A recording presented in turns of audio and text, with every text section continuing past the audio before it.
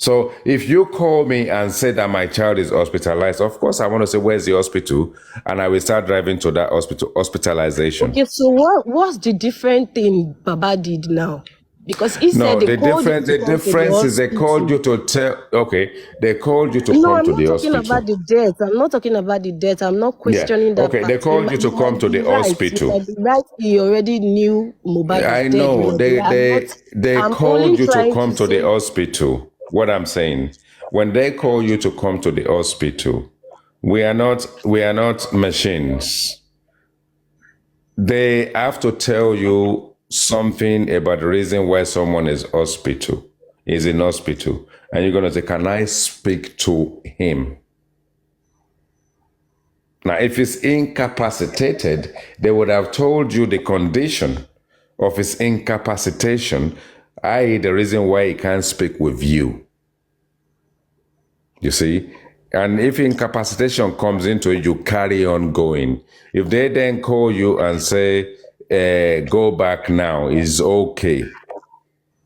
Obviously, any parent will carry on going but you can now not tell us it's at that time that you realize he was dead. Because he made it in a statement, it was at some point that I realized the child is dead. How can you just realize? You now want to tell us you've got a supernatural power that allow you to know someone is dead or alive. Those are the kind of things, when they tell you something, yes, you act based on the information. If it's hospital, you think, okay, let me go. Okay, put my son on the phone. Let me speak to him. Put the doctors on the phone. Whilst you even trying to make your way, at least you would have spoken to somebody that is alive.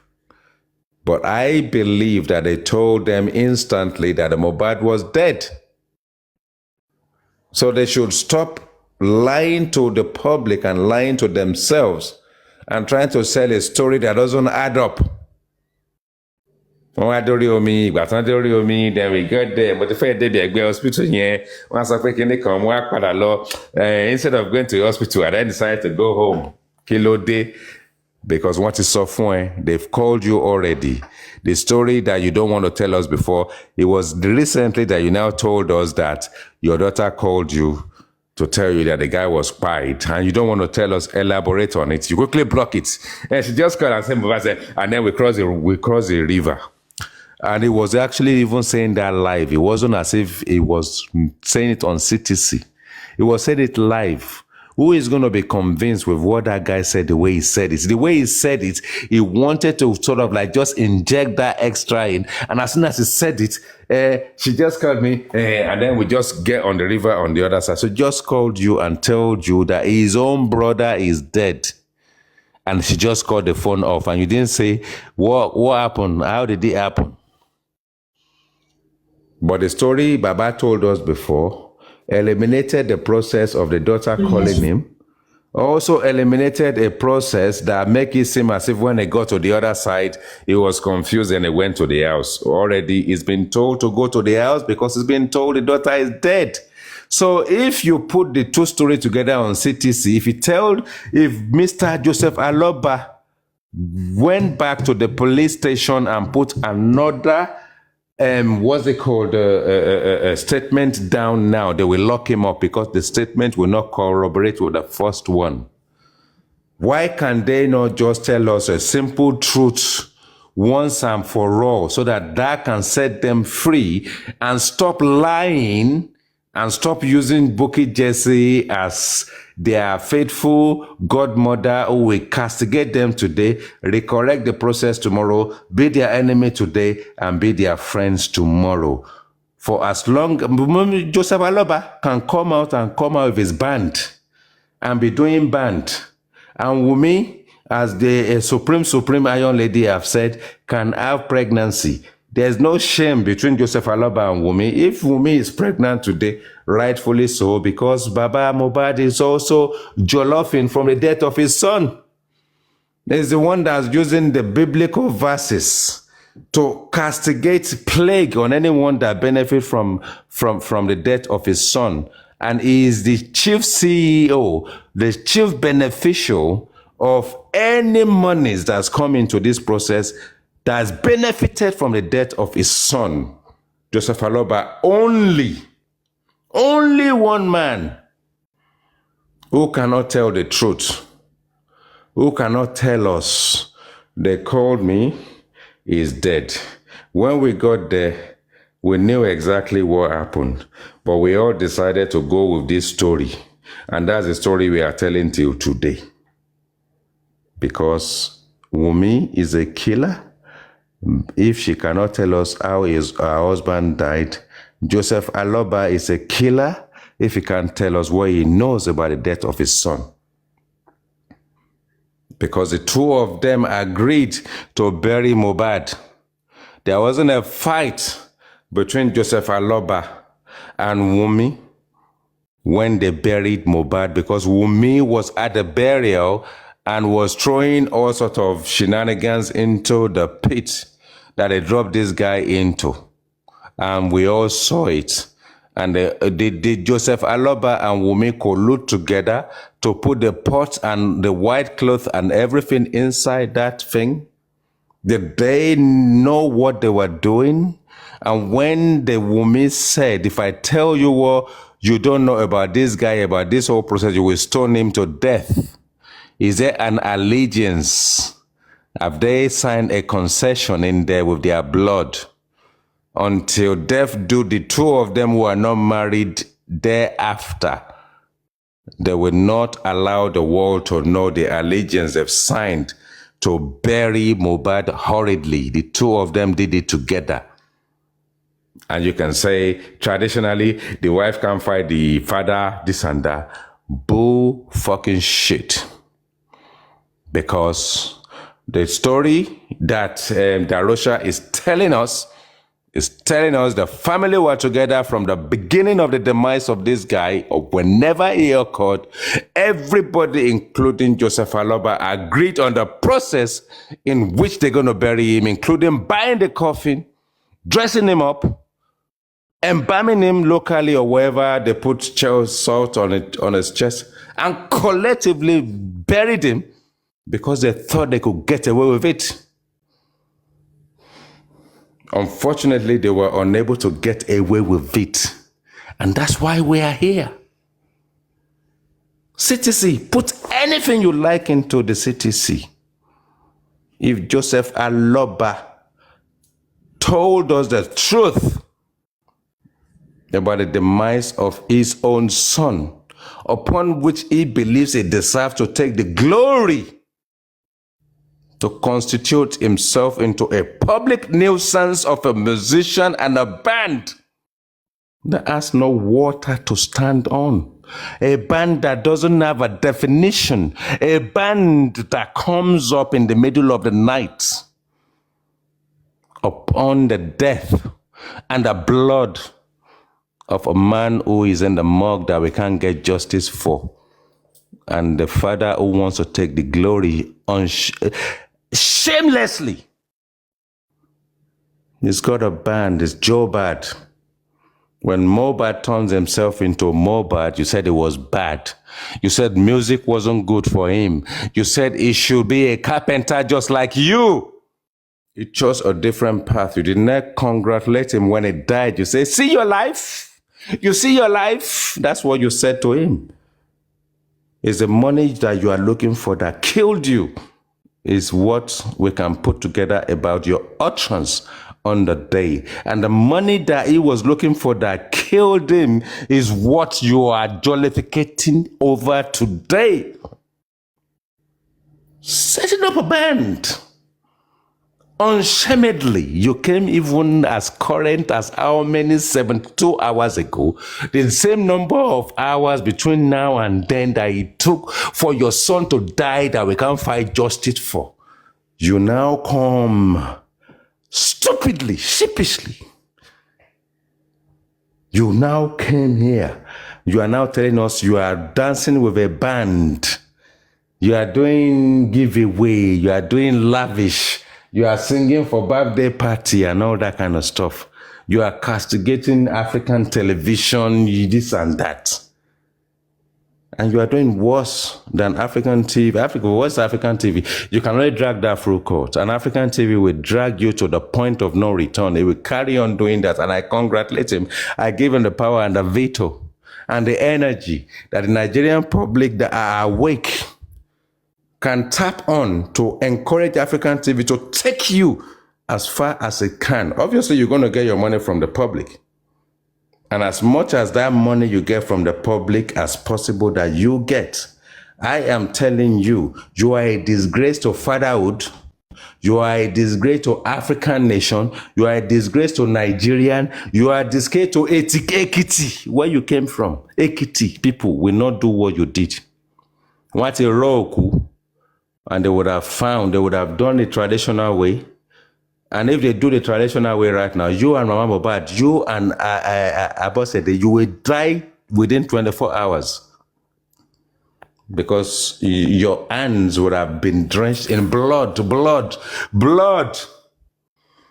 Have you ever seen even Chinua Achebe, our orator, our literature, our number one literature guy out there after Wole Soyinka, will not write an abominable story where a father inherits the child, Joseph Aloba, the Yoruba nation, the Yoruba generation, the Yoruba being from where we started from. There is an abomination in our land. Mr. Joseph Aloba is trying to inherit his son. And the Yoruba nation, the Yoruba generation are sitting, and they are sitting down there clamoring to support this guy for justice, to inherit the death of his son. It is an abomination. It's a reversal of the process that we pray will never happen. Joseph Aloba is about to inherit his own son. I've never seen it in the English literature. I've never seen it in anything to do with the Roman literature, or any literature of any aspect of everywhere we've ever been before, that a father will inherit his own son. And it's happening today, and we are all sitting down there thinking, justice for Joseph Aloba. If there is anybody in our nation, 250 million plus Nigerians, that want to inherit their children, they should come out tomorrow, Sunday, and join Joseph Aloba to celebrate the inheritance of their children, where you want your child to die before you so that you can inherit them, so that you can take up their own estates and everything they worked for. At the age of 56, 60, 70, whatever, you want to inherit your own child. It is an abomination in Yoruba land. So forget about justice, forget about Joseph Aloba, forget about Nigeria, forget about Mohbad, forget about anything. Will anybody tell me that we're going to reverse our tradition and the parents are now going to start inheriting their children? Abosede, Aloba, Joseph Aloba, X, wherever you guys are. Is that what we are clamoring for right now? Is that where we've taken our tradition to today? I rest my mic. Thank you. Thank you for your submission. Anyone else would like to speak? Saint, how are you doing?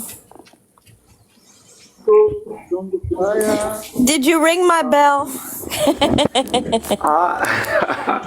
I didn't ring your bell, but I think I'll start ringing it now. So I'll put up the notification. I'll put out the notification so that whenever you come live, I'll be able to, discover it and come up. So greetings to Okay, I had to go everyone. search for you. I had to go searching. Where's Saint? Where's Amen? I had to do the same thing to both of you. I'm like, why are they not here? Thank you so much. I was busy, I was doing something out there, so I just came back on TikTok. And when I get on here, I saw your invite, and I saw about 3 other invites to your platform. So, and I jumped in immediately. So, how are you doing? I hope everything is good now. I'm alive. That's what's good.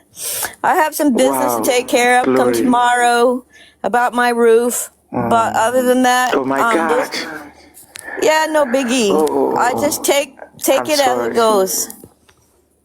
I take it We as it thank God. We goes. thank God. We thank God. Thank I'm you. very happy that you are good and you are safe. Thank you. Thank you. Yeah, it's a joy. It's a joy. It's a joy. You're welcome back. Thank you. I'm happy to be back. Yeah, I'm yeah, happy to yeah. It's have a all joy of to you on have my you here. platform.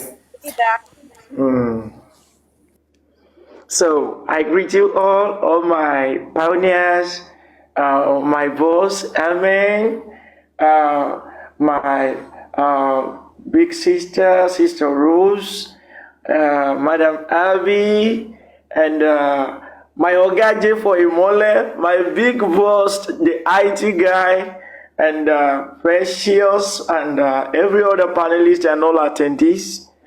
Good day to you, morning, afternoon, evening, according to your time zone.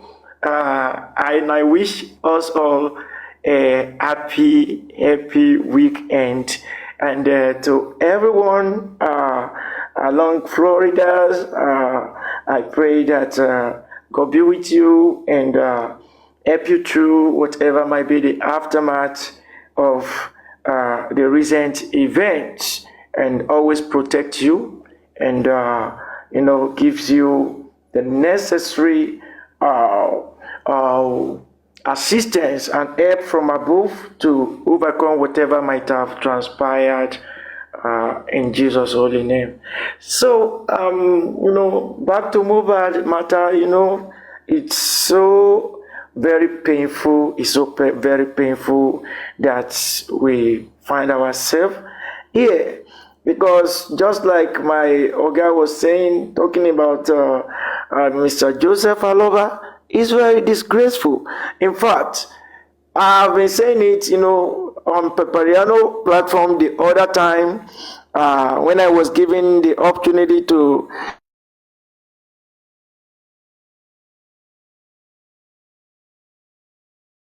don't touch about. I say, where on earth would you be putting up preference, or being lopsided, or choosing sides when you are talking about matters, and you think you are doing just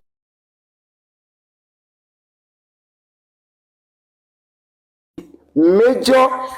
Saint, you keep cutting out. But I want to ask you a question. I don't know if you have You children. know, Saint, you're cutting out. yeah. I want to ask you a question. I don't know if you have children or not, but let's say you have a grown child who's married, and let's say the wife or the husband calls you and said that their mate is sick. What would you do? Did you Come hear again with me? that question, please. Come again. Come Let's again. say you have a grown child, and that child is Okay. married. What if the mate calls you as a parent and says your child is sick? What would your reaction be, or what would you say or do? I will have to ask okay, is that a maid or his wife? I just said it was his husband or wife. It was the husband or wife that called you.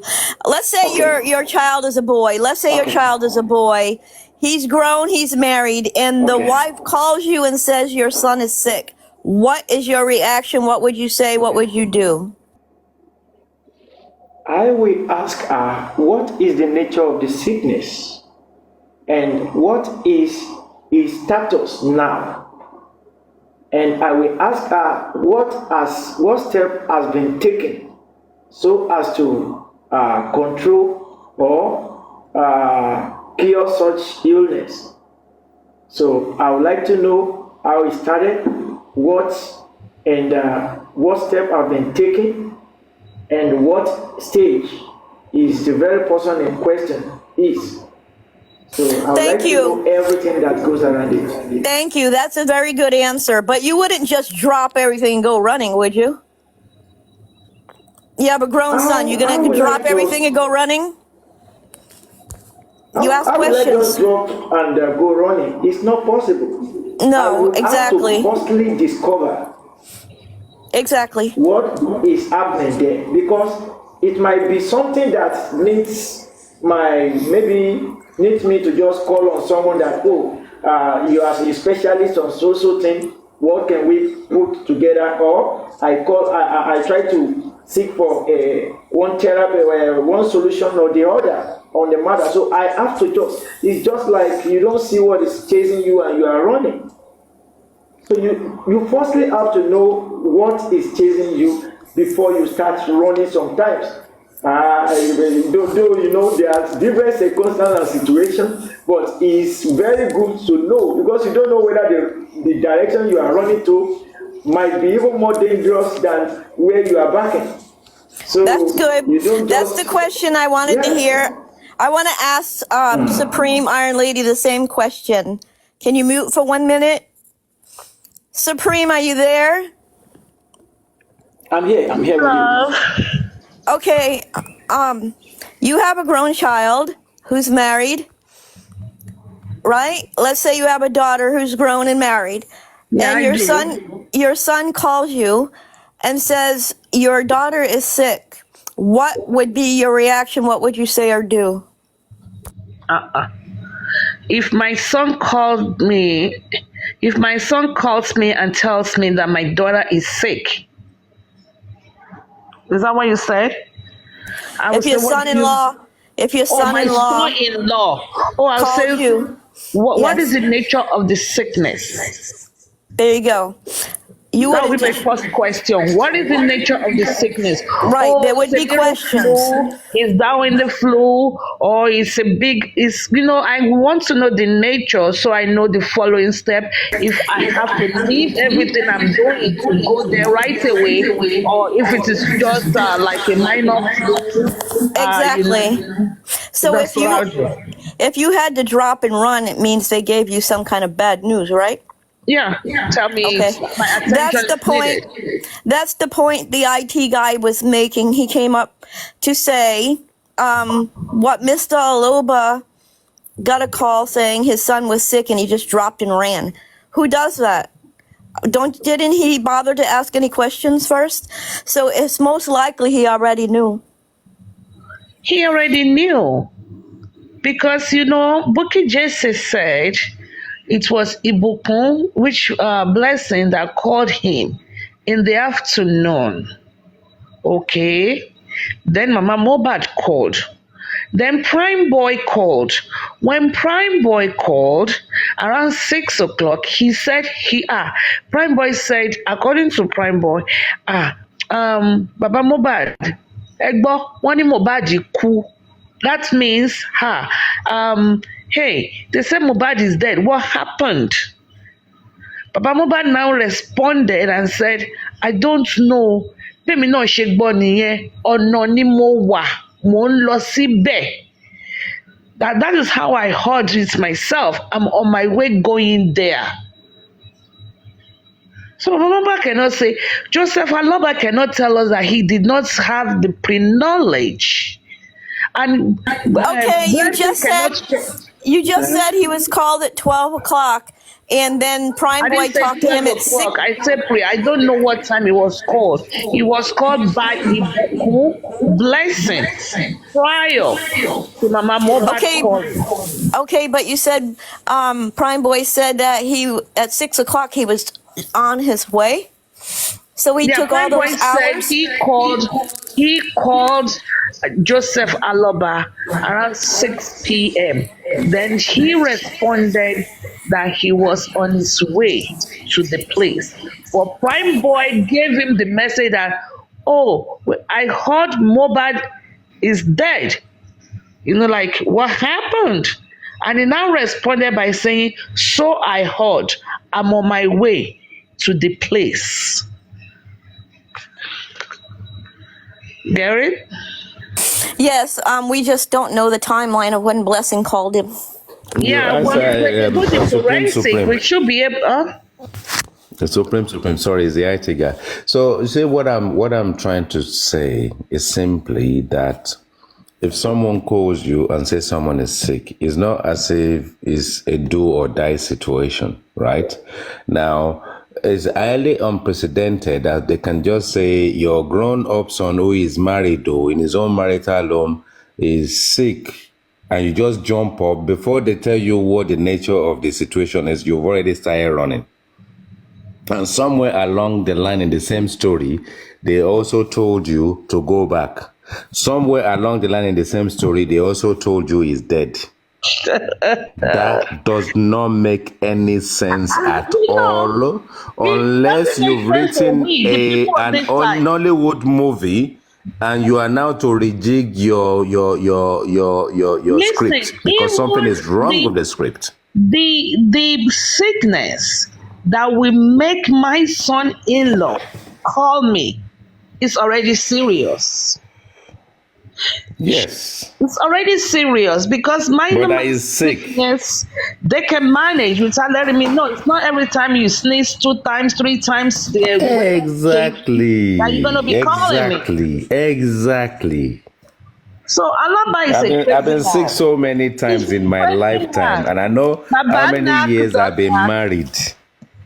My wife has not been in a position in her life for a reason to phone my daddy or my mama in Nigeria to say, Mama and Papa, your son is sick. Oh. Because when you make that call and it means it's serious. It means someone is dead. You can't just, your you son can't, is dead. Supreme Iron Lady. About to kick the Supreme bucket. Iron Lady.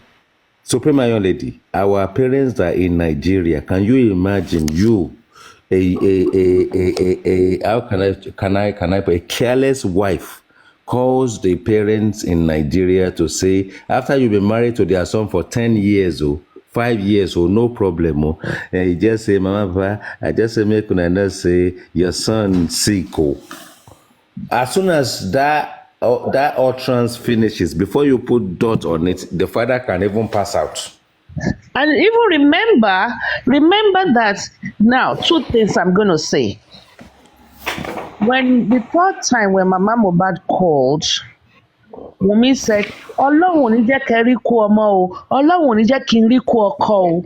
They are preempting it and they are preparing you for the worst at that point. You see? Because when you say Ọlọ́run ò ní jẹ́ kú ọmọ, it means Omo is either about to die or dead. Already, and that is a great message. It's either that one is taking his last breath or about to buy or bite. So we are Yorubas and we don't take these things. It's not a joke. You don't call someone and say, Omo is sick, you go to hospital. No. It is uncalled for. It's like a joke. It's like a joke that is not needed. Joseph said, Blessing called me and said, Mohbad is dead. And hung up. Mohbad is dead. Then, the way he said it, you see, the thing I love about the way he narrated it is because the public has been looking for that answer. But when he now went back to now rejig the process, he said, Blessing called me. And the way he said it, I swear to God, you have to stop the video. You have to rewind it again to understand what he said. And then just said, Mobatiko. And then we would, at the end of the day, we just get to the river and just go to the other side. Not a single emphasis on the pivotal aspect of it is that How did you react when your daughter called you and told you that your son is Lórí dead? burúkú ni bàbá yẹn. This And is then, the Baba, purpose. This is the you know what he reason. engineered. You know the Nollywood thing he engineered into it. When he was now looking on the water and looking at Mama Obad and the other woman, you can see that as they are talking on the phone, he seems as if they are telling them the same thing they've told him. Who does that? This is the Who is a reason. father? Cannot all he needs to do, I swear to God, Saint and Supreme, all this man needs to say is to tell the truth about That's how he it. got to know Now about the he's death of putting his son himself and in what one they mess. told him. And what they told him. Everything Tell around us it. about when they called you and what they told you.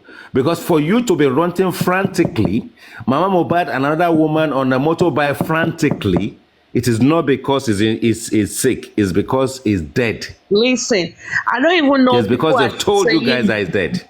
this man was trying to or is trying to cover up for Blessing. Telling the public exactly what Blessing said is never going to put Blessing in problem. Except But he if doesn't want to Blessing, tell us that. except if Blessing was in that house and participated in the killing. Mr. Then, Joseph Aloba because wants to hey, eliminate Daddy, you that blessing. He listen, wants to this eliminate is blessing out of the picture. IT guy, wait. Let me Yes. place a cut to you. Hello, Daddy mi. Wùnmí ṣẹ̀ṣẹ̀ pè mí tán sí i. Wọ́n ní Mohbad ti kú o. Mi mọ nǹkan tó ṣẹlẹ̀ o. Kò sọ fún mi o. Ó kàn sáré sọ fún mi pé Mohbad ti kú. Ó dẹ̀ hang up. Kò sọ anything fún mi. Níbo lẹ wà? I mean, you understand what I'm saying? Not Mohbad ti kú and you just hung up. Supreme Iron Lady. Blessing told Mr. Joseph Aloba exactly how Mohbad died, and he cannot tell us that story. That's why he's trying to protect that conversation. Okay. And this is why Bankole and Smith were being kicked out.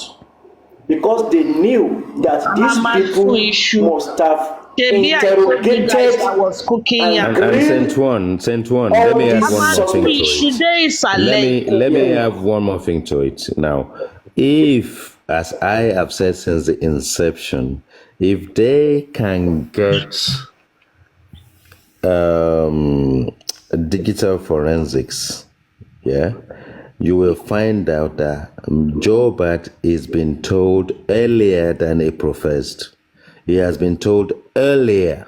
Monday, And there's a possibility that he was told on Monday. The script that they wrote overnight, the script that they wrote overnight is the one Mr. Joseph Aloba is playing to us on Tuesday. That's the script that was handed to him after they have to they've plan spent the and they night. have to think of what They to tell spend the the public. night, and that is the script they handed over to him, and that's the story he's telling us, and that's the reason why even he himself doesn't believe that we are convinced that he's telling the truth. When we were in a meeting together, when we were still in a group together, okay, and I was like, Monday Lomayeku, trying to debate it between Monday and Tuesday, I called him. I said, Baba Mohbad, when you got to the house, did you touch the boy? No, I didn't say did you touch. I said, was he warm or cold? Was he warm or cold when you got there? He said he didn't touch him. I said, why? So you didn't say you were supposed to hold on to him, held him around his shoulder. Magbo, I will shake that child. Maybe if I shake that child, maybe we come to life. Maybe we come to life. Mohbad, you placed your child on my lap. You see, and you told me, is that were you trying to tell me goodbye? Supreme Iron Lady, you have to be the coldest father on earth to have seen your son on a Saturday and then found out that your son is dead on Monday or Tuesday, and there is nothing in there to reflect that you are a father. and within few minutes you are Was taking a executed. body out of a house. Do you know the implication in anywhere in the world of distorting and malingering around a dead body to hide that basic findings? I haven't found it anywhere in the world until today that someone pick up a dead body from a house to a police station. It's happening for the first time in Nigeria and for the first time ever in the world. So if you can find one to me, please, anybody, any literature anywhere, Wikipedia anywhere, please tell me how you can take a dead body from a house to a police station when it's supposed to be the other way around. It's the police station that is supposed to come to the house when you've reported a dead body. Whether you want to report it as foul or not, it is the police station that is supposed to take their station to your house, find out what is going on, and then we'll have to take the body to the morgue. I don't care whether it's Nigeria or not. Nobody take dead body out of their house on the streets to the police station. Nobody does that. Joseph Aloba is breaking the record to make a record in the Guinness Book of Record that in a country, individuals can take a dead body to the police station. For what? From your house or from a house? Now comes in. Even if it's from hospital, for the lawyer. not take a dead body to police station. The dead body remains there. You go to the police station and you go and tell them that there's a dead body. That's what you do. There's a dead body. I go to my son's house, and when I got there, he's dead. I saw him on Saturday. He was LD, ill and hearty. And today, my son is dead. I can see some duvet with some blood. Regardless of that, I just go to my son's house, and he's dead. Police, please help me. Police will accompany you. If there are 5 million people in that house, police will accompany you to go to the house, separate everybody, kick 500 people out of the house, go to the dead body, start asking questions. Who is the big person in this house? They say we are living with the wife of the departed. Wife, what is going on here? Come with us. Come and tell us your story. Under normal circumstances, I don't care what you think. I don't care who you are. I don't care how confused you are. Unless you've done it before. You don't take a dead body on the street and start driving around through the night. Unless you are a killer that is looking for a way of concealing a body. Correct. To get the body to disappear. Unless you want to get a body to disappear, you is not South Africa, is not Nigeria, is not Zimbabwe, is not Somalia, and is not the Emirates, and is not America. It's never happened before in our lifetime that we are living today that you can take a dead body and be looking for the cause of death on the streets. The cause of death is inside the house. You go out and get the authorities to come and investigate the house. So anyone that is sitting on any social media platform congratulating Aloba, Joseph Aloba, and trying to look for Joseph Aloba, you've tampered with government property. And the government of Nigeria, the House of Assembly, the House of Rep, as they've invited VDM to the House of Rep, I implore Nigerians to put out a petition for Mr. Joseph Aloba to be invited to the House of Assembly and House of Rep to tell us the reason why he tampered with the dead body of his son. If he can do that, I can assure you we will find justice. If Joseph Aloba can tell us he's done it before, as the overseer of his church, someone has been dead before and they've done it before. Otherwise, Joseph Aloba, you have tampered with this. Any act, any section of our jurisdiction, any section of anything we have in our jurisprudence should punish you and take you to 15 years if it needs be. If that's what our constitution says, you've tampered with a dead body. You moved the body. When you move the body, you hide the evidence. You took the body from the location of the atrocity where the event took place, where this boy died, untimely death. It was LD when we saw him on stage on whenever Sunday, whatever. He was dead on Tuesday. I don't care whether he died on Tuesday now. Joseph Aloba, which part of it did you know that you want to hide, that they actually instrumented and instigated that if you did it as a father, it will be believable at the time they said to you, because now you be the papa, if you do it, it will be believable. But when you already buried him, you did not know the public will have an outcry that will now bring you back to justice for you to reverse the process and then tell us what made you move the body. What made you move the body? Why did you move a dead body? Why did you move a body that doesn't belong to you? After all, this guy is married to Wumi and they died in there. You are supposed to go to the police station and invite the police to the scene. When you meet 100 people, actually when they called you and say he's dead, and you know he's suspicious, instead of going to the house, you're supposed to be going directly to the police station. Because they've told you already. So go to the police station and bring the police to the house. Then the police statement, the first public statement that the police made, will be clear that they are investigating a criminality process. They are investigating proper homicide. So that that crook of a Falana will not go and put an inquest in place. And you sat down with them through the back door. As you went through the back door into Mohbad's flat, you went into the back door to sit down with Wumi Falana and that stupid sister of Wumi. You were there when it was engineered that they're going to put in an inquest. You are part of it.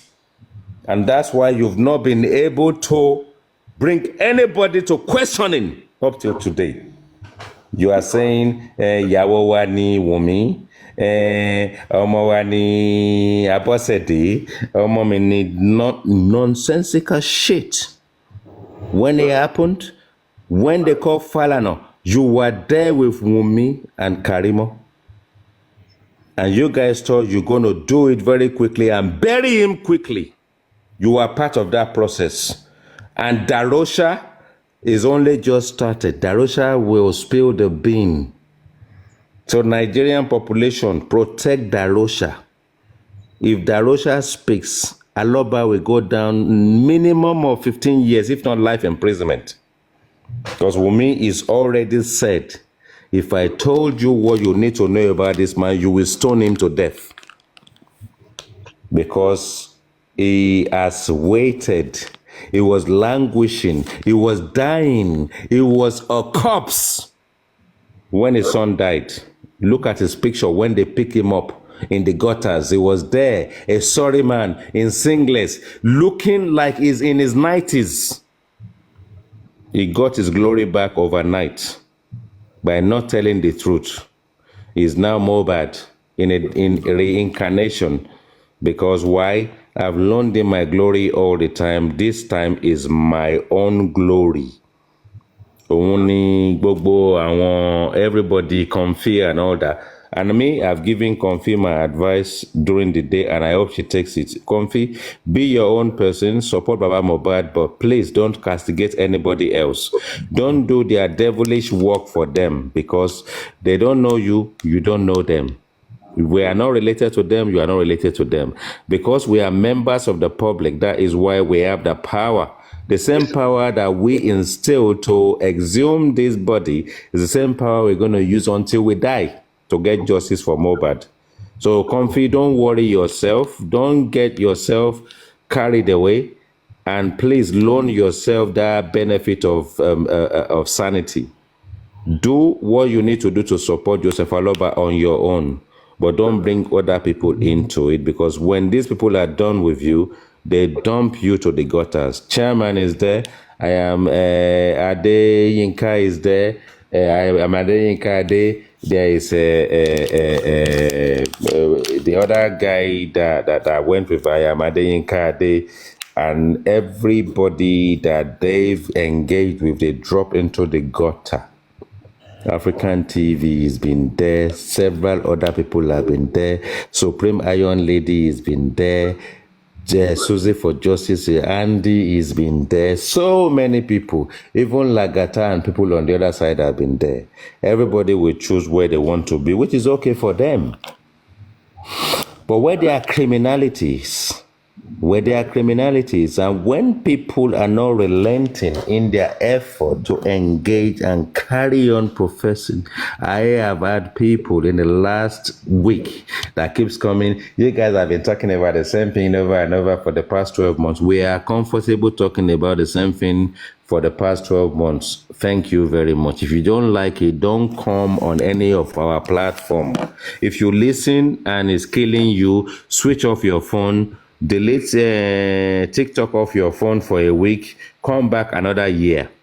But when you come back, the more if we we haven't talk gotten about justice, we will carry on. The more we talk about it, the more truth we find. We will carry on. And the more we carry on, the more we'll find it, and the more we look at the CTC, the sniper. Anyone send a message to him, if he's here, he's doing a great job, because the sniper is now digested. The entire CTC is now going through the assimilation process. After the assimilation process, is now dropping. Is dropping. When you say you're dropping, he is now dropping. He's now professing. He's now attacking. He's now addressing, because he has gone in there, digested it, assimilated it, sanitized it, broken it into pieces. So we bring the man in, and we can see their flaws. The flaws are there. You call me and say, my child is sick. I say, put my child on the phone, please, for starters. Oh, if you can't put my child on the phone, can you put the doctor or the nurse on the phone? So that me, I'm not, the wife is okay, because it's the wife that called me. Put my son on the phone. Oh, he's weak, he's sleeping. Okay, is there any nurse in there? If he's sleeping, can you just go and wake him up? Wake him up. Tell him it's his father that is calling him. Who the hell is he? He has to speak to his father. Wake the bloody bastard up. I'm his father. If he's not a bastard, they will speak to me. So you will have to wake him up. Won't you wake him up? Because if it's just a normal sickness, you're not going to call me. But if you call me, I will be perturbed. I'll be disturbed. I'll be surprised. I'll be worried. So can I speak to my son? So you can't tell me my son is sick and then tell me he's sleeping. A sick man is either going to be in pain, in agony, is either going to be speaking in tongues. Let me listen to him speaking in tongues so that I can get a helicopter. I don't have to get anything. I can go and get money and get a helicopter to quickly get there. So you can't come and tell someone your son is sick and they just get up and start running. Mama, what? Your son is sick. Brrr. It's a lie. They told you your son is dead instantly. But along the line, you find a reason to lie to the general public and lie to yourself and told us a lie and debunk it. And then recently, this week is when you then decide to do a show based on Sele essay. God bless him. When they pull your balls and they drag it and they squeeze your balls, you now decided to come up with another story. If you haven't got anything to hide, why is Wumi not coming out to come and confess profusely? Why is it that it's you, Joseph Aloba, that is coming to confess profusely, because you've got a lot to hide, because your story doesn't add up and your stories doesn't make sense. You can wear your garment again Sunday and start giving us your bullshit. We've seen your band. Even if the life of Nigerians is gone to disrepute and they cannot afford 50 naira to get a band, is it you, Joseph Aloba? Anybody in Nigeria in their right sense with this stupid band that you put out that they will bring to come and say, Joseph Aloba, come and sing, someone is dead or there's a birthday party? You are delusional, deluded, and you just don't really get it. When they say that they want to burn you, you decide to go and swim inside petrol. And you know all they need to do is strike one match and they burn you to death. That's what you are doing. You don't have any glory. You don't have any destiny that seems as if you will make it in life singing. You don't have it. If you don't have it, you don't have it. Mirror, mirror on the wall, who is the most handsome guy of them all? It's not you, mate. It's not you. So we may have reincarnated you from death when you killed your son. Because if you can't tell us what killed your son, it means you are part of the process. If you don't tell us what you know. So you may have been reincarnated from death when you nearly died, and you now come back and you want to now soak yourself in the blood and glory of your son's glory. It's not going to get you anywhere, because that's what you are trying to do. All the public money they gave you, you can't sue the people that are likely to be the suspect. You cannot even open your balls. You can stick your balls into pussies and fuck pussy all night. But you can't use your brain to tell your lawyers to chase after the people that are likely to know about the death of your son. You can do threesome according to Gurexi, your right-hand man. You can unshamedly and shamelessly, God knows how many children you have. They say it's 3 women and 9 children. Whether it's 10 women or 50 children, who knows? Who gives a hoot about it? Because after 2 weeks after your son died, whether it's a joke or not, which father on the face of this planet will be joking openly on social media, even if it's not social media, young girl, mama, dole konkon. 2 weeks, 2 weeks, even if it is that kind of joke that will come from a man that just loves the son.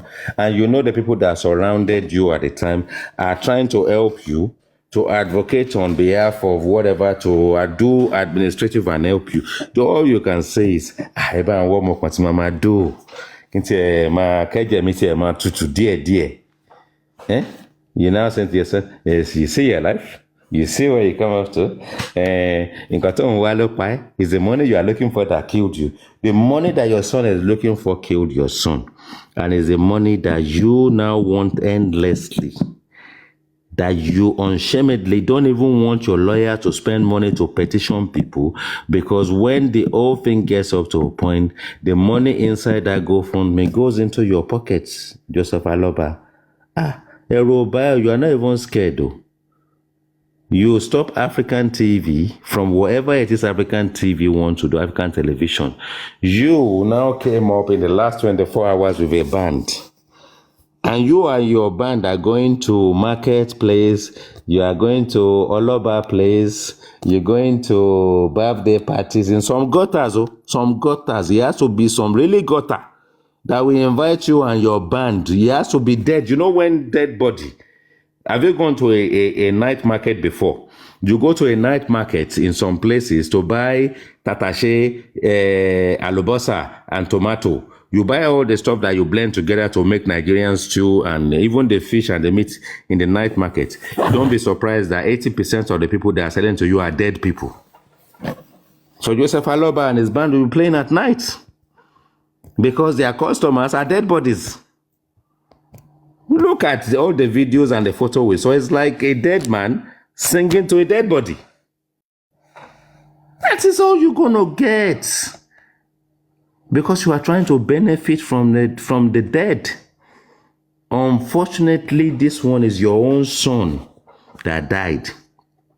You now set up a band. We did not know you out of anywhere. We got to know you because of your son. You stop African TV from doing everything it wants to do and everybody from doing what they want to do. The thing you don't want them to do. You are now have a band now. If there's someone's birthday party, you are there. Like it's now we give you 70-30. If there is another wedding there, you'll be there 70-30. The song you are singing, me, I don't understand it too. They say one of the track is plagiarized. Someone has sang it before. But the one you are singing already, is it the dead that are listening to that song? Because I can't see it on YouTube. I can't see it on Spotify. I can't see it anywhere. So it's you that you've used your head to carry abomination. Because you've used your head to carry abomination now, what is now happening is that you are now singing at night to the dead. So most of the people that are coming to the event at night are dead people.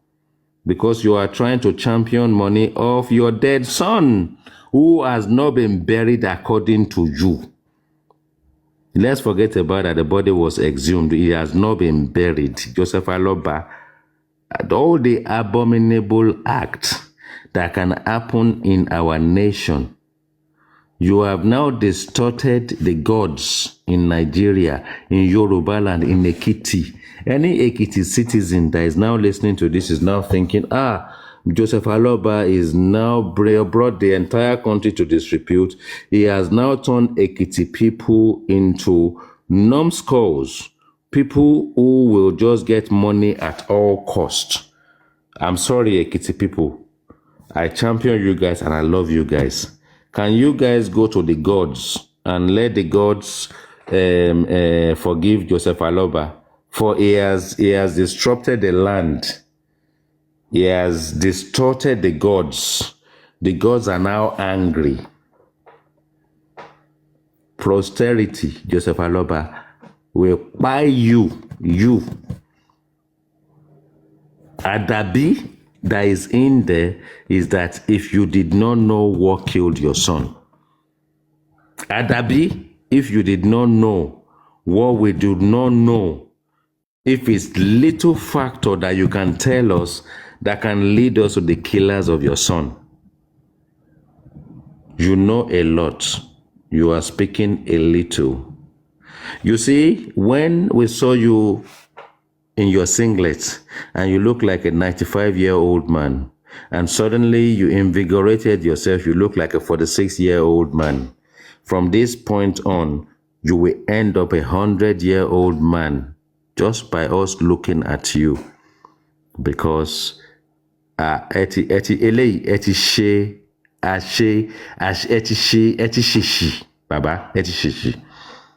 got it wrong. You have stuck your hand into the bloods of the killers of your son. You will not have any rest in your life for as long as you live until you tell the truth. For as long as you decide and determined to be stubborn about engaging with those people and telling the same lies that you've been telling from the beginning, you will not see anything that seems like sanity. It's not a cause. So if that's what you are doing, you will not sleep well at night. And when you wake up, your days will be longer than 24 hours. You will want the day to be shorter.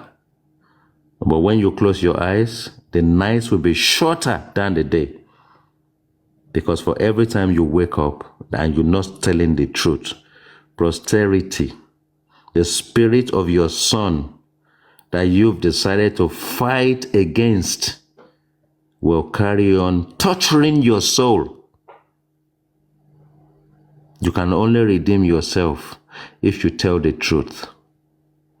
You will do it one day, and you're doing it slowly already anyway, because the spirit of Mohbad cannot go to rest until you tell us what you know. Maybe if you tell us what you know, there will be clemency. maybe our judicial process will think that imposed too much pressure on you. Maybe there is time for redemption.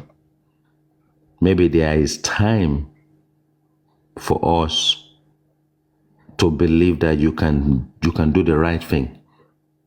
Until then, I rest my mic. Thank you for that.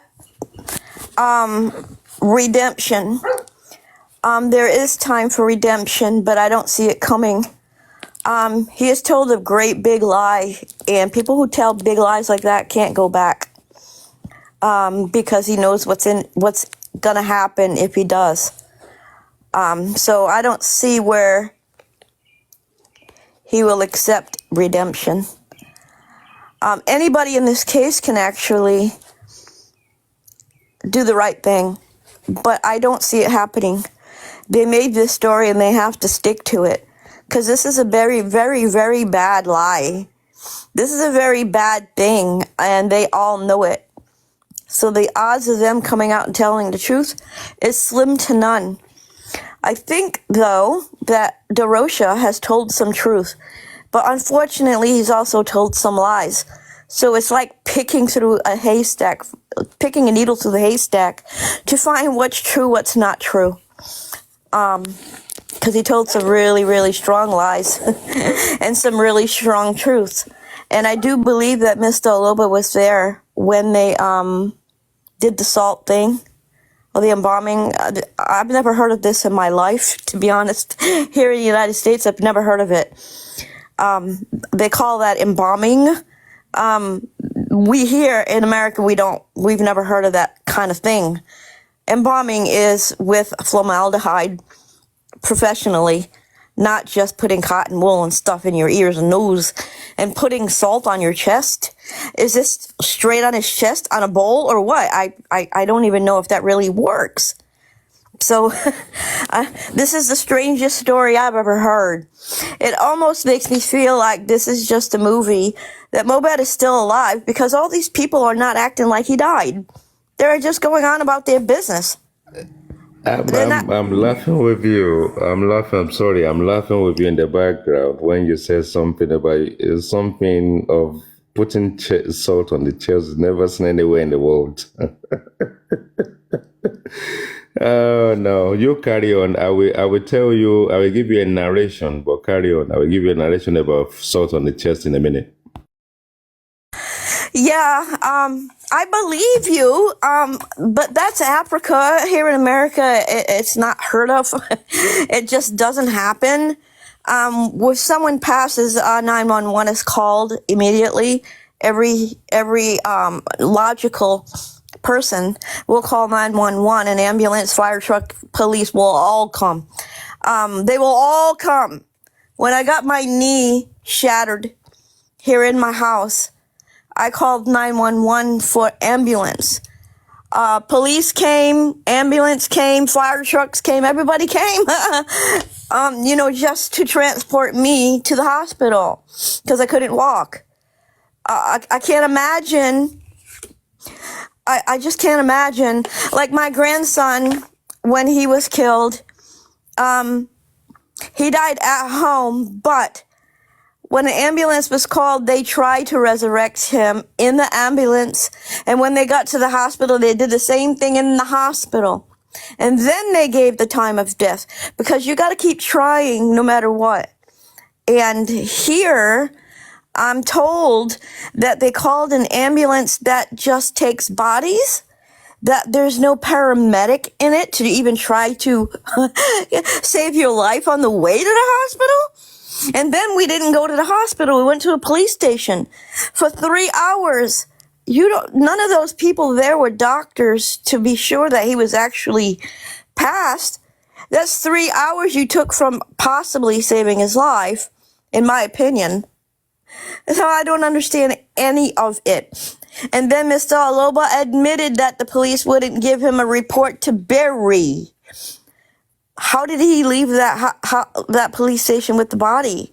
I don't understand that part. I'm really lost when it comes to that. The thunder fire, the bit I don't get is not the police and the body. This is the thing that I don't understand the story about the police station and the police's conduct. You do not take a dead body from a house to a police station. No, absolutely not. That's why I said the Right. ambulance and fire trucks and police are Now called. let me inject something very quickly about the salt on the chest, right? So in Nigeria, especially the Muslim, traditionally, it is thought and custom that when a Muslim person died, they probably bury them the following day or the same day or whatever it is, depending on how they practice their religion. So what normally happens is that when someone dies, this is, for instance, someone who's got family across the territories of Nigeria dies in Ekiti town, and is a Muslim, yeah. And they want all the brothers and sisters and everybody to engage, to get together in the next 24 hours to bury their personality. What then tend to happen is that they put the salt on the chest to absorb moisture around the corpse in the room that they put the body in to kind of slow down the process of decay. So that when the loved ones arrive at whatever time they arrive in the next 24 hours, the place is not smelling of corpse and all that kind of stuff. So they do what they need to do, and then they bury the dead. So it is something to do with tradition. But now, one thing we need to understand at that point in time is that the aspect of what Darosha then did out of the process, because it was highly unprecedented, then seems as if you are trying to preserve a dead body. That process is a process of preservation. Now, in English law that we practice, what are you now going to say to the coroner that you did that constituted the requirement for you to put salt on the chest? Now, if it's not embalmment, it is preservation. And remember, the embalmment process has got different aspect to it. The way the Muslim would do it traditionally is the one we talk about when we say traditional embalmment. Although it's not perpetuated as that, but it can be interpreted as that. All you're doing is just to make sure you slow down the process of decay, allow all the family members across the world to align themselves in the next 24 hours or 48 hours in which they bury the body. To make people Now, think he when died you- on Tuesday instead of Monday. Yeah, but it doesn't matter when someone dies. If you haven't got anything to hide, then there's no reason for you to preserve the process of decay. So that you want to stop the body, remember in the story, from smelling. You're not stopping the body from smelling, you're just slowing down the process of the decay. Where he may have seen it before could have, if you look down into history, would have been something to do with the Islamic religion, where what I said is what they do. And that is just tradition.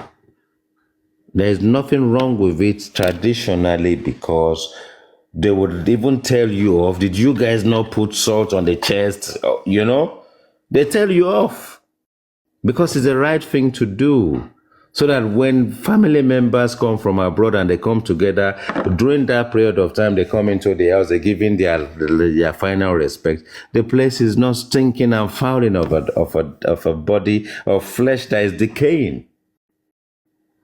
Okay, so if it's And that will normal be and there's that. nothing wrong with it, why does everyone want to go after Darosha for it? No, because there is a reason for believing that the body is died a number of hours ago, and you've injected this process to actually try and cover some of the facts, to stop the process of people believing that the body is dead hours or days before. It's like going Exactly what I into just said, to make us think yeah, he yeah. died So, on so it's like Tuesday going instead of on into Monday. a funeral home, and you've done something wrong, and then suddenly people are beginning to smell incense, and they will think, "Why are you blowing incense in a funeral home?" Because if you've done everything in accordance, you won't have to start blowing incense in there, because you are trying to use the smell of the incense to block the sense of the decay of the flesh.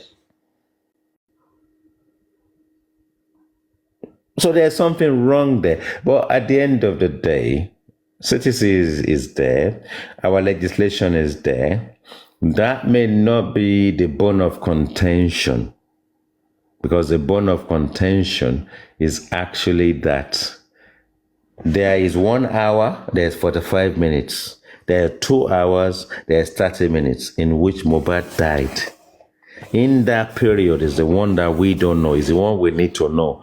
It's not 26 people that interviewed. It's not 72 hours before. It's not 48 hours before. It is 1 hour before it was injected, the period it was injected, and 1 hour after. So we say 3 hours. In that 3 hours, the nurse arrived, he got injected, he died. We tried to get him to the hospital. He got to the hospital, which is just around the corner. They pronounced him dead before he got to the hospital. In the final 3 hours, give us something. I was in the kitchen. I was doing Indomie. Oh, I was doing fried rice. In that 3 hours, forget about everything else. Let's focus on the last 3 hours. In the last 3 hours, Wumi, who is the wife, became a witness all the way through. In the last 3 hours, Prime Boy is a suspect. In the last 3 hours, the other guy is the one that called the nurse. Because 72 hours before, or how many hours before, Prime Boy may have fought him, but in the last 3 hours of this guy's death, we managed to bring Prime Boy from how many hours before, who wasn't in the house in the last 3 hours, with the nurse, and spending for calling the nurse. Do you guys not know that this family and their godfathers in the industry are trying to look at the people? You see, the thing is, when we say, it's a poor man, this and that. No, it's not Baba Mohbad that is a poor man. He's a rich man now. He's been enriched with the public's money already, with the public lawyers and all the lawyers already. The four people in this process, the poor people that they want to use the hand of the riches to slap into the slum, is Prime Boy, the nurse, and spending. Because if we can nail those three people, and our dodgy inquest luckily is being put in on the side for now, sign everything off as inconclusive, everybody may be exonerated. But if we manage to nail it down to Prime Boy or the nurse and spending, then three people are likely to go down. And we can manipulate it in a process where we just make sure is those said key people, the key suspects, are the only people that go down. And yes, Nigerians that have not been following this case at all, apart from people in diaspora on social media, especially that have all their data, is those people that don't know will say, at the end of the day, they found justice. Thank God, though, they found justice. So, no, what they found in there is not justice. What they found in there is the script they've written. What they found in there, what they are reading, is about the people they've always wanted to take the blame for everybody. Spending, Prime Boy, and the nurse. And everything will just be fine. So, it's been said so many times, and we're going to say it again. Until the public can have a voice in this matter, there will not be justice. Joseph Aloba and his 3 amigos and the rest of their aficionados will not give us justice. They've manipulated everything to how they want it. But if the public cannot find a voice, there's not going to be any justice. So we'll fight for justice for Mohbad. Joseph Aloba and his team will not give us justice for Mohbad. He wants justice for himself. He wants to inherit his own son, eliminate Wunmi out of the process, and take everything and pocket it. Wunmi, if she's not instrumental and she's able to tell us exactly how this guy dies, just like Baba Mohbad, they are exactly birds of the same feather. May, at the end of the day, being a wife to Mohbad for over 10 years, in England, let me tell you, if you are a man and you live with a woman in the same house for 10 years and you are not married to them, if you decide to kick them out and they fight for their right, she will get 50% of everything you stand for. It is called common law housewife. So let's give Wunmi a congratulatory clap for keeping up with Mohbad, because it takes 2 to tango. So whatever it is at the end of the day, she deserves something out of this union.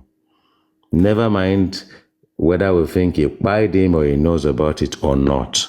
So according to what Mr. Joseph Aloba is fighting for, if Wunmi has a good lawyer and having been married to Mohbad, whether it's customary or any nonsensical jargon anybody wants to say, she deserves something out of it.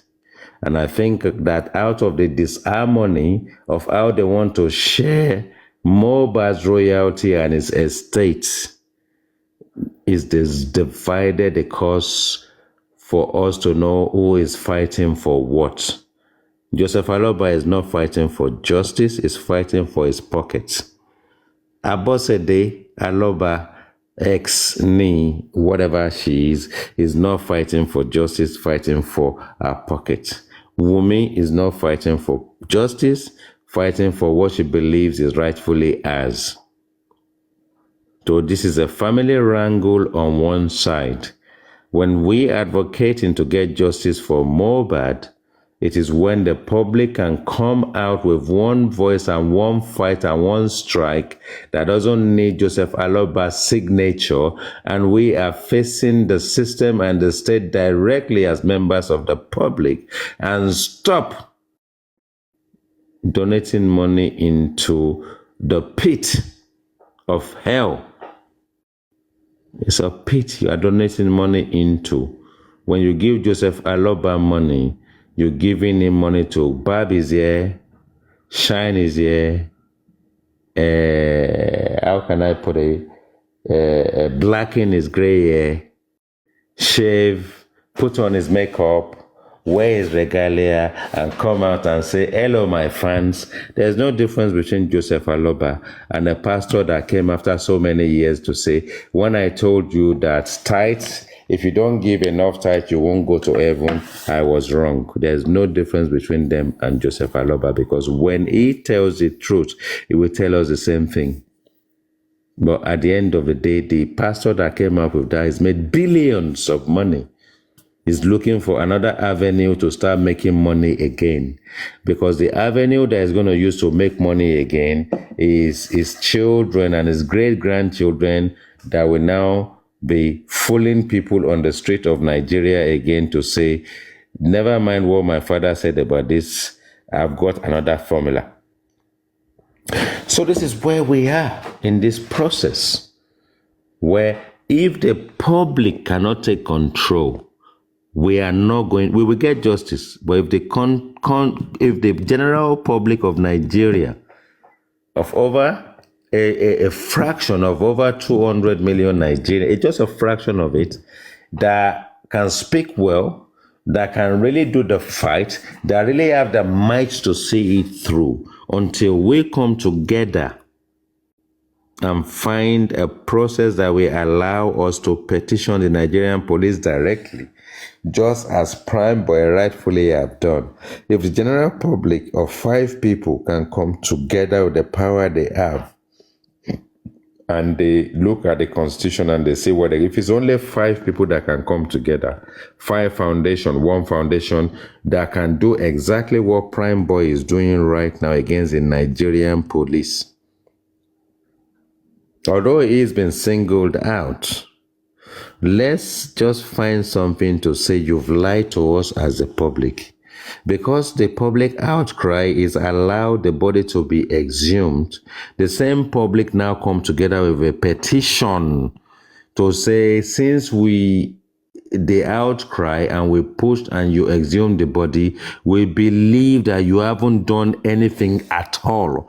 We now want you to put a criminal investigation in place. So the same power, the same process, and the same channel that the public instilled in the process to exhume this body, can we not use the same energy, the same power, the same channel, the same whatever it is in our constitution as the general public of Nigeria, home and abroad, the same process on its own to challenge the Nigerian police only? Just take Nigerian police, just petition the Nigerian police. That is it. Amen is there. If amen can speak, I rest my mic.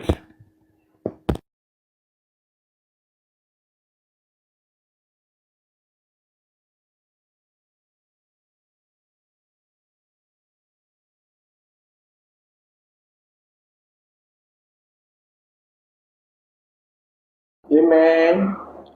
Are you there?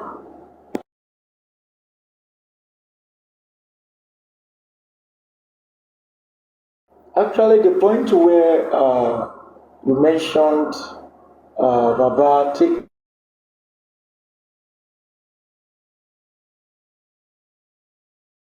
comes the question, what was the lawyer that was in that compound doing? What was his obligation towards Mohbad? Why was he there not orientating the family of the next step to take? And if he was there and he was not playing his role as a lawyer, it means he was there to do another bidding that is different from his so-called service that Mohbad has paid for. They're running around and looking for. Yes, Shivi asked a question. What's he doing there? Yes, the lawyer. What was he doing there? And if he was there at all, what were the role that he played in that compound in respect of his service to Mohbad? Was there any role he played to prove that yes, he was there he rendered some legal advice? He approached the police in respect to the document needed for the body to take in to the XYZ. So, if he was able to establish anything he was there to do, apart from the condolence visit that some people put up, then he will be absolved of any blame. But for him to be there and the body was being moved from one point to another and not telling them, people have been saying Baba Mohbad is a stubborn person. He wouldn't have listened to the lawyer. I want to tell you today, I can see that in the comment section, that proof, that argument, or that philosophy, or that view doesn't hold water. I asked Tolani one day here, okay, not here, maybe on Papariano, or is it on Aries? I asked her on one platform. I said, I talked about the lawyer. I was talking about the lawyer, and she came up. And when she got to the platform, the first thing she did was she didn't even excuse me for an interjection to give her the permission to just on her microphone and go ahead and speak. She just busted into the thing, absurdly, and told me, are you blaming the lawyer for coming there to pay a condolence visit to them? Are you blaming the Afa for coming to there to pay their last respect? Are you this? Are you that? Then I calm her down. I said, calm, sister. I said, now, why would the lawyer be there and be watching these family members shoving this body up and down, taking it from one point to another? And she replied me. She said, don't you know, Baba Mohbad? No matter how you advise Baba will never listen. Baba will never agree. He will insist on doing whatever he so wishes. Then I asked her. I said, if Baba insists on taking the body, is there no any other way that the lawyer can enforce or can force Baba not to have done that? And she asked me, how do you expect the lawyer to force him? I said, so he can't put up a call and make Baba to see the reason why he ought to let the body be. And he said, you can't talk to Baba that way. He will not. I said, okay. So now I asked her a question. I said, in a situation where Baba now stand up and say, all Mohbad belongings, property, everything, he want to go with it and not even allowing the son and the wife to have part in it. I said, would you allow such to happen? He said, how can Baba take over his property? Who is going to allow that? Where on earth is this? I said, okay, you are ready to put up a fight at Baba on property. I said, but the body of the owner of that property is lying on the ground and Baba want to forcefully take it away, and you are not ready to put up a fight. And how justifiable could that be? So it is very clear. It is very clear that the lawyer was there to do a bidding. He wasn't there to play his role as a lawyer to Mohbad. Because if he was there to play his role as a lawyer, even if he went there for a condolence visit and he saw a situation that called for his service to swing in, he ought not to be ashamed or to relent in rendering such service because he was being paid for. No, Saints. Let me laugh with you. The lawyer, Baba Mohbad, and every member of the family knew they were going to be there. The celebrities that attended on Tuesday knew about the death on Monday. Yeah, so there's not enough time for people to pay a condolence of secrets. You see, secret condolence, no picture, no photograph, no autograph. And up till today, they only mentioned 2 names out of the supposed 100 people. So everybody that was there, including the lawyer and Baba Mohbad, they knew they were going to be there, including the Afars. They knew they were all going to be there. Because if there was a problem on that day that he got there with the Afars and anybody, there won't be an agreement for the body to be buried, where the wife is not protesting. The lawyer is not protesting. The Afars are not protesting. There wasn't any problem with what they... listen. There wasn't any problem with what the Afar may have done, and they got to the pit and they dug the ground and they buried Mohbad. So don't waste your time trying to analyze anything to do with a lawyer or Afars. Because when you look at crime, you need to look at the precedence to a particular position. Anything beyond that position, until the body was buried, and Baba and Wunmi are in agreement for the body to be buried, and Wunmi was there as the widow, and she's not stopping them from burying Mohbad. You need to forget about Afa, forget about the lawyer, forget about Davido, forget about the coffin. You need to focus on the fact that at the end of the day, everybody agreed for Mohbad to be buried hurriedly at that point. If there wasn't any public outcry, you and I will not be here talking about it. Someone said point They of have correction, agreed. Wunmi was not part of it. No, but she was there. She was even throwing. She was even throwing. No, hold on. She was even throwing stuff into the grave before they put sand over it. If she's not in agreement with it, what is she? Hold on. Let's be practical. If she's not in agreement with it, she will not be there. One. And if she's there, she should be protesting. Emma, bury or call me, oh. Don't bury my husband, though. I don't want him to be buried. No. Instead, she gave him a send-off present of a pot of some kind of shenanigans in it and the white cloth inside it. So let's call a spade a spade.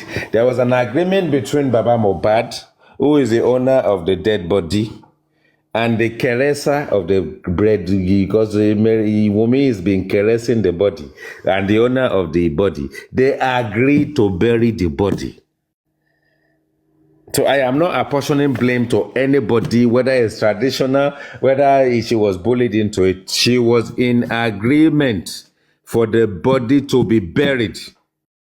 We're only talking about this because the body was exhumed.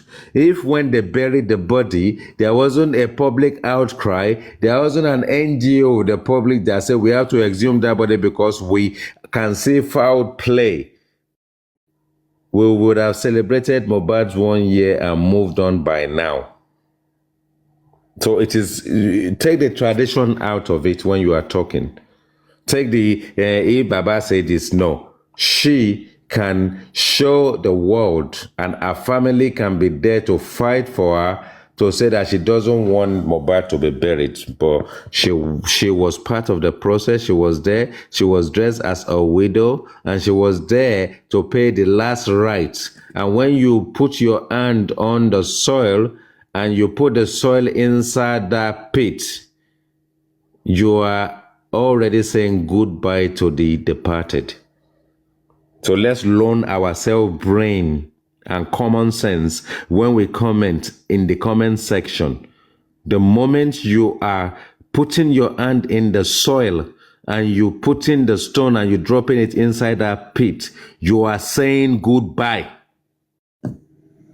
You aren't forced there. You don't have to be there. Your family can tell you not to be there for tomorrow, so that they can actually say, is it Aloba that buried him? No, it was a wife and a father that colluded together, that is what they want to do, and they did that. So let's take that straight, put a tick box on it, that they agreed to bury Mohbad, and then argue about anything else anyway. That was an understanding of people coming in agreement to say this is what we want to do. It's only Karimo that came up with nonsense about shit. And even Karimo, after so many months, because she also wants to be recognized, she also wants to sort of like elevate herself, that came up, even went to Baba Mohbad to apologize. Whether it's wrong or right, it was clear that Baba Mohbad and Wunmi are in agreement for Mohbad to be buried, whether it's hurriedly or not. So there's no blame to say anything other than the parties that are at the top of the game in both families have agreed to bury Mohbad, and they did bury Mohbad. It wasn't any of them that worked with the public for the body to be exhumed. It's an NGO that worked with the public for other whatever, and the public. They ensure that there's something they saw in there. Open that coffin. Why is it that you put a human being in a coffin like sardine. His neck is bent that way. His knees seem like it's broken the other way. Somehow you just align him inside that coffin. Why will the public see that and not think that, no, bring that body back, bring it back? And those are the things. When we take tradition out of criminality, when there is criminality, take tradition out of it. Nigeria will do English law. Our constitution is written in English, and we follow the English law. We can no longer start talking nonsensical shit. I'm trying to bring tradition into this process to dilute our understanding and our belief and the belief of our followers, our brothers and sisters abroad that want to understand our way of life. We're going to use tradition to fog their eyes.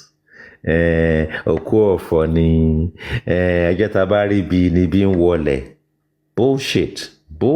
All this traditional thing is shit, bullshit. The public exhume the body. The judicial process is kicked in. Police will be there. Inquest will be there. Criminal investigation will be there. And then you want to say, traditionally, this is how we do it. Traditionally, God buy you and your tradition in your locality. You're born to hell with your bloody tradition. You practice your tradition in the days of your forefather. They still sold the general population to slavery. So God fire your ass and your tradition. Sit down in there. Sit on war with God, which is our English law. And let's put our heads together. Whatever you do, these people came together to bury this guy. They knew what they were doing at the time.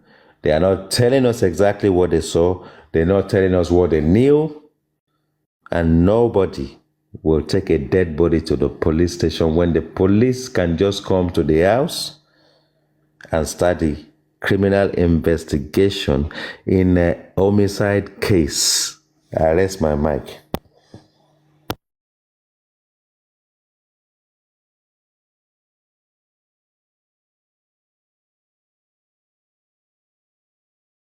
Great submission, dear, my boss, the IT guy. My Oga J for Imole, are you there? Won't you give us a hand in this? Have you made any submission? Would you like to mute and, give us your take on the. Jeffrey Male, you the lap your there, waiting to happen now. Vano, my brother, where you there now? Jeffrey Male, we don't sleep. Pretty Pink, you're welcome. Let's hear from you. What's your take on the matters on ground? Oh yeah, no, I agree with him. Like, that's crazy. I mean, like, oh my goodness, it's terrible. I never seen nothing like that in my life. That's the only thing I could think of. I was like, I feel so sorry for that man. I was like, it's just terrible. And I've been told everybody. They said that man and that girl did that. They was down with it. They plotted that. They wanted to steal his money. And I said that's not his kid. So, I basically said everything, and I summed it all up for them. They know what's going on. So that's all. I did my job. Because that's what he wanted me to do. He wanted me to tell his story. So I did. Yeah. I told the whole world what happened to him. That girl killed him and his father was down with it. And that boy that she claimed is his son, she better take a DNA test because that's not his kid. That's it. When That's you all I mentioned can say. that, And what else I have to say? I you hate. are outing them. Yeah, that one thing else I have to say. I hate bullies. They everywhere. So And the people that have problems with bullies, only thing I can tell y'all is stand up for yourself. Don't let nobody walk all over y'all. Because if you do, then they not going to stop. You're going to end up like him. They will kill you. Because that's what they do.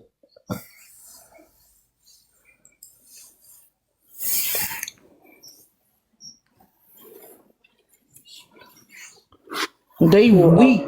I hate them. They weak. Cause how could you kill somebody for their money? They worked hard for, like, you know what I mean? Get your own money, like.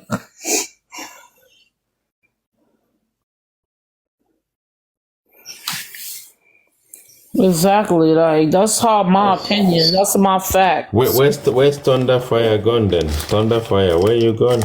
You there? Under fire. Yes, I'm here. Some of us are beginning to fall asleep. That's why I'm asking where you are. Well, you were holding the platform for us. No. That's I think. To be honest, we've done as much as we can, and yeah, I mean, there are times when we have to call it a night or a day or whatever the case may be, depending on which side of the world you're in. You know what I'm saying? But I think everybody's done a great job Ma, to why you think analyze the position. I said, why you think I had to go off on the bus like that? Girl? I'm telling them people, y'all ain't gonna sit there and attack me like that. Trust me. And that guy was like, he laughing, he thought it was funny. And I said, yeah, come on with it. Cause I'm gonna deal with all y'all asses on that bus. Yeah, I mean, No, I'm serious. I tell I you what, definitely will. I'm not gonna sit here and let nobody attack me. the aspect of our rough life is sometimes, if you look at it from the perspective of Nigeria, and you take it down to Lagos, especially, as a sort of like a commercial state and all that aspect of things. Yeah, I mean, there's a status quo, and there's also a lot of narratives about false narratives as well, you know. And then obviously, whatever you listen to, don't let the false narrative of what the streets is purported to be fog your judgment, because people will always shade things up for you to believe that things are so bad, and because of that, this is what's happening now. Some aspect of this kind of criticality can be associated with a class system. You see, when you look at the class system, when people who perpetuated and sort of like go through the process of taking other people's life through their own clan, they cause atrocity, and then there are people who have to protect them. So there's a bit of protectionism in this process as well, that people need to understand that they will say, the wife, is she that influential that you will have influential people trying to protect her? But who knows what Mobile himself may have got himself involved with when he was alive. Maybe something he's got himself into that he wanted to get out of. And they won't allow him to get out of that easily. And you've got aspect of clans that happens in places. You can get into it, or you get sucked into it. You may not be able to get out of it that easily. Who knows? We're just rubbing minds on it and just talking about all this stuff.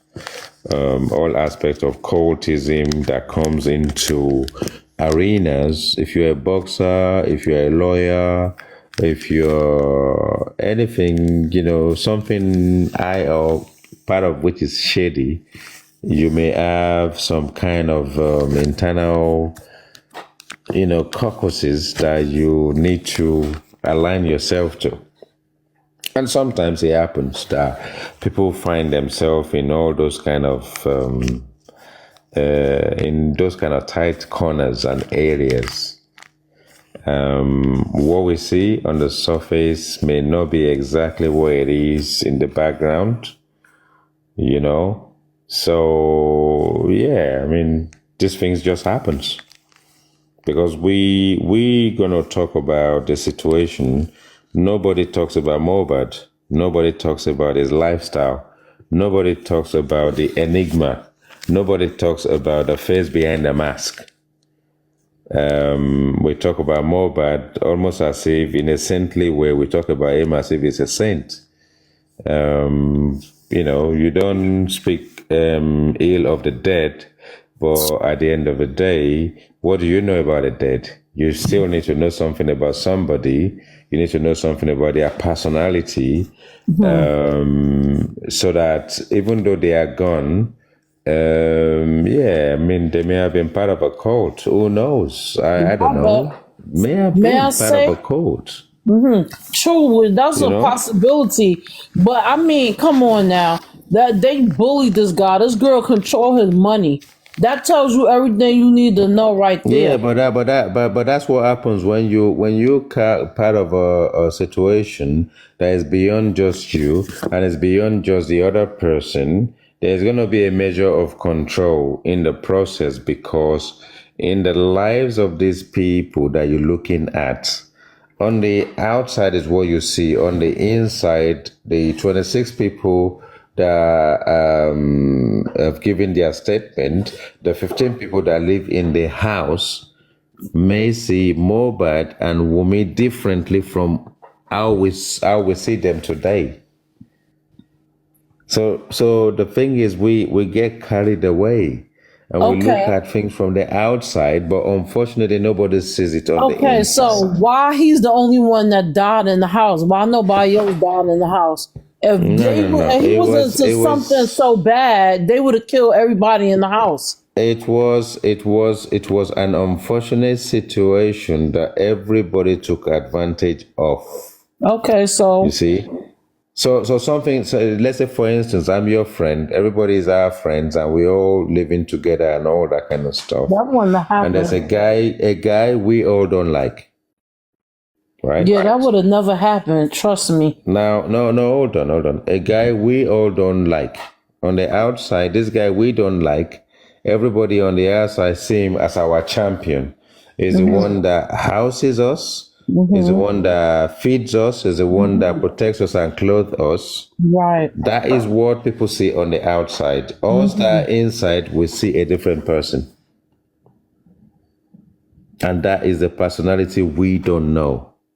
And that is a personality we'll never know because those people will never come out to tell us the true person that they knew before it departed. Because this time around, everybody must protect themselves. Yeah. In life, trust me, not everyone likes you. And you need to take it in life. Not everybody will like you.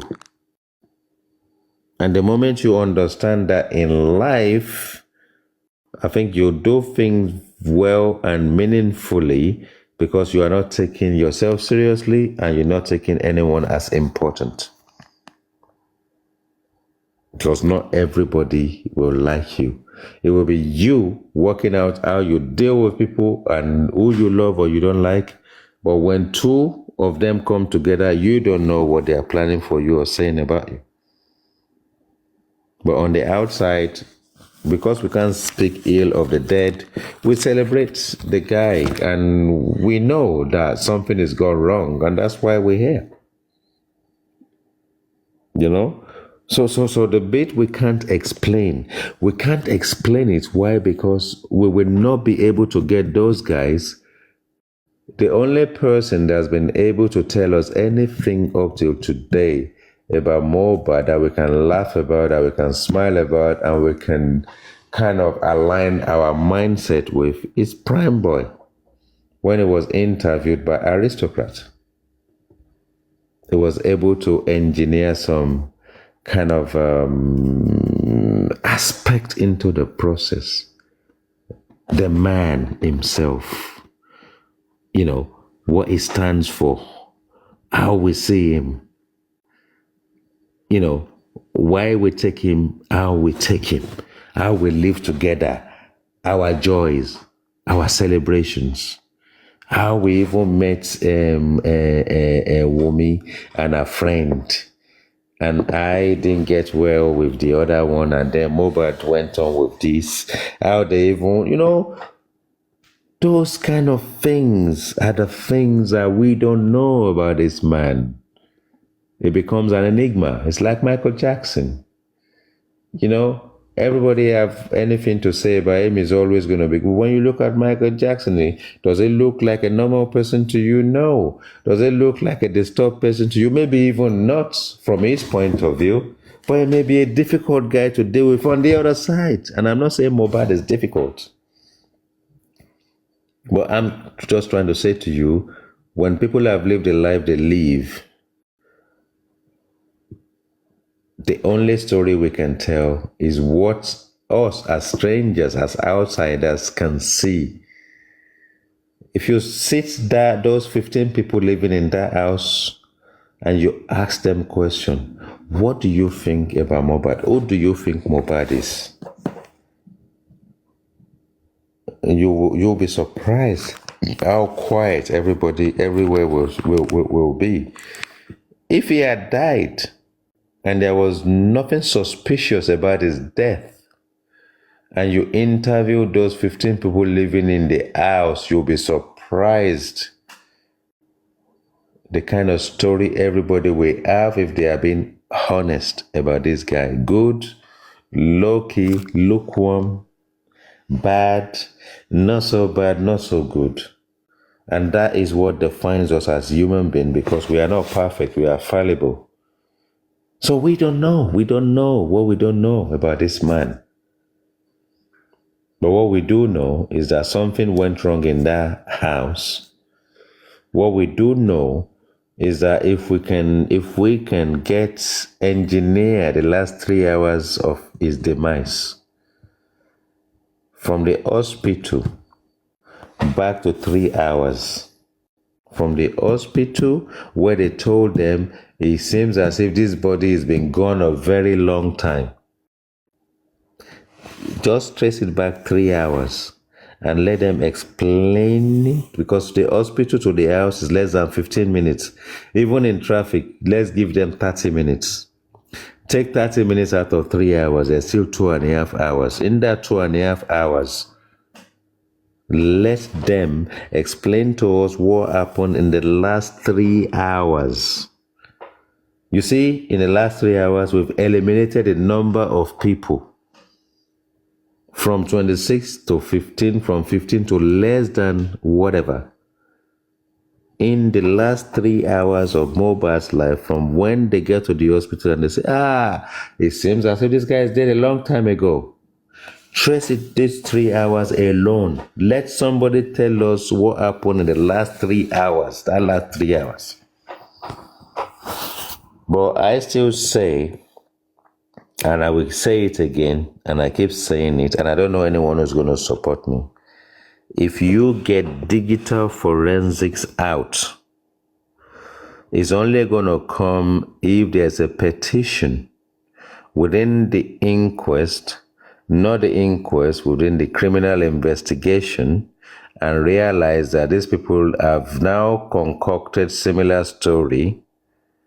Just get our own jurisdiction and get someone to put in a petition, an action to engineer an open digital forensics.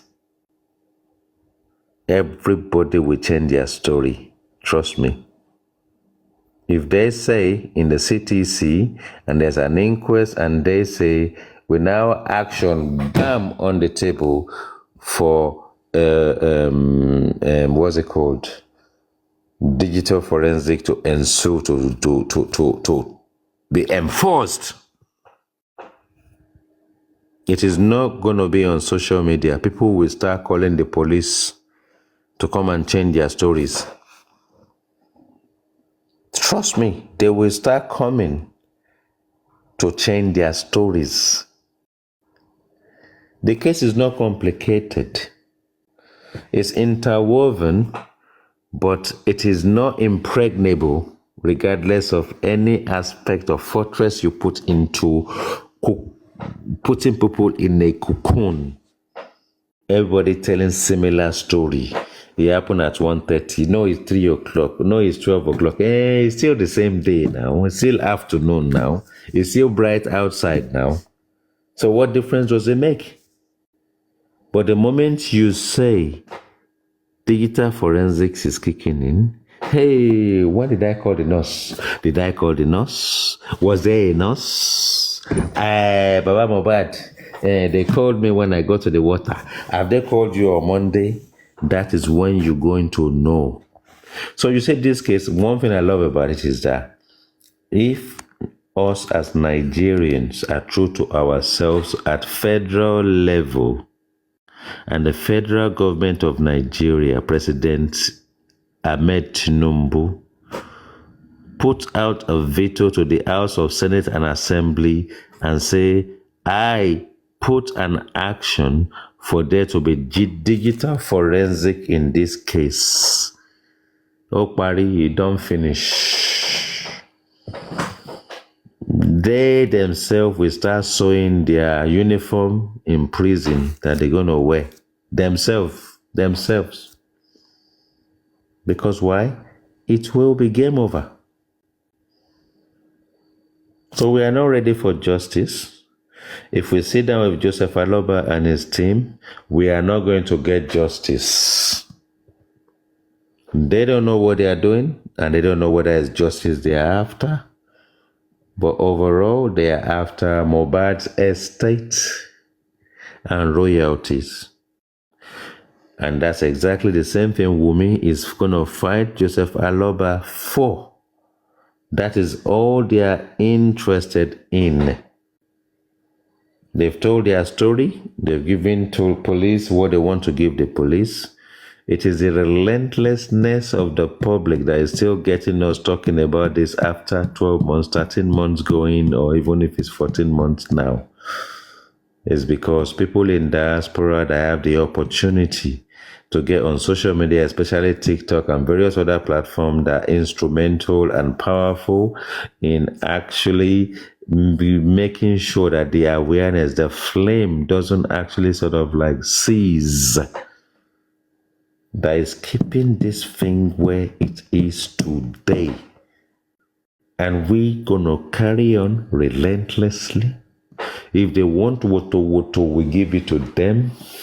If they want defamation and they want to take us anywhere as they do in African television, we will steadfastly sit down there as citizens of Nigeria and our constitution that says that the police should protect you, your property, and your life.